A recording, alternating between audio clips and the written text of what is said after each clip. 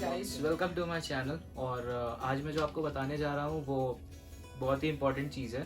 हम लोग जब अभी विज़िट करने निकले थे उत्तराखंड के लिए, सो वहाँ पे पहले तो ये सुनने में आया था कि कोविड टेस्ट कराना होगा, पर रिसेंटली जो गाइडलाइंस हम लोगों ने देखी, गूगल पे सर्च किया, काफ़ी रिसर्च की इस बारे में, तो क्या कहते हैं, उसमें पता चला कि आप ई पास के थ्रू ही जा सकते हैं। उसमें कोई नेसेसरी नहीं है कि आप कोविड टेस्ट कराए ही कराएं। जो गाइडलाइंस हम लोगों ने देखी थी उसमें ये मेंशन किया गया था साफ साफ कि अगर आप 7 दिन से ज़्यादा के लिए ट्रैवल करते हैं उत्तराखंड में, तो आपको कोविड टेस्ट की रिपोर्ट देनी होगी, नेगेटिव रिपोर्ट देनी होगी।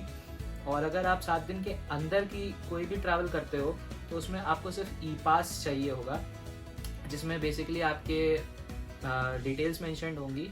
जैसे कि मेरे हाथ में ये एक ई पास है, हमारा ई पास है जो हम लोगों ने इशू कराया था जब हम लोग ट्रैवल कर रहे थे। तो इसमें जो डिटेल्स दी गई थी और जिस वेबसाइट पे ये था Dehradun smart city limited website पे हम लोगों ने इसको रजिस्टर कराया था।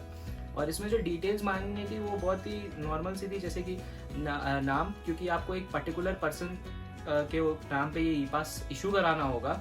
और इसमें आपको जो सबसे ज़रूरी चीज़ है कि जितने भी पर्सन आपके साथ ट्रैवल कर रहे हैं उनके फ़ोन में Aarogya Setu app is must.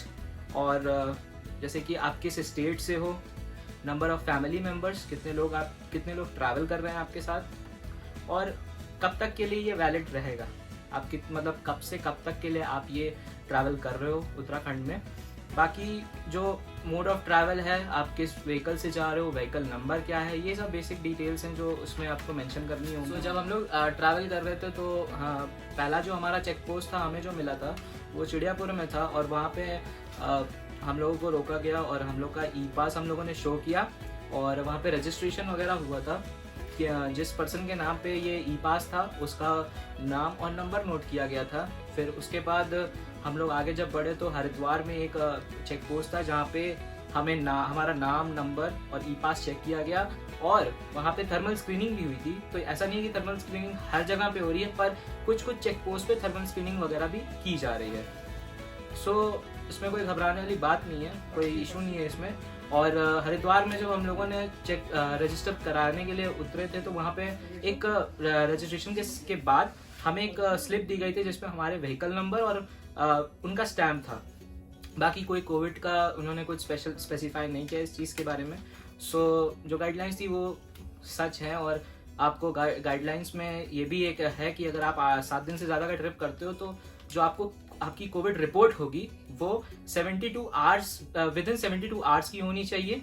और उससे ज़्यादा अगर एक्सीड करती है तो वो कोविड रिपोर्ट मान्य नहीं होगी। पर अगर आप और 7 दिन के अंदर आप लोग जाते हो, ट्रैवल करते हो, तो उसमें आपको कोई इशू नहीं है कि कोविड टेस्ट वगैरह कराना पड़ेगा। और कोशिश करिएगा कि अगर आप सिर्फ घूमने जा रहे हो, टूरिज्म के लिए जा रहे हो, तो 7 दिन के अंदर की आप अपने ट्रैवल को मेंटेन करिए, क्योंकि अगर 7 दिन से ज़्यादा होता तो आपको कोविड टेस्ट कराना पड़ेगा। और काफ़ी इसमें स्ट्रेस वाला काम भी है, क्योंकि कोविड टेस्ट कराने अगर आप जाते हैं तो वहाँ पे चांसेस भी होते हैं कि कोविड हो सकता है आपको, क्योंकि जितने भी आते हैं आपको पता ही है सोशल डिस्टेंसिंग का काफ़ी इशू रहता है जहाँ पे टेस्ट वगैरह होते हैं।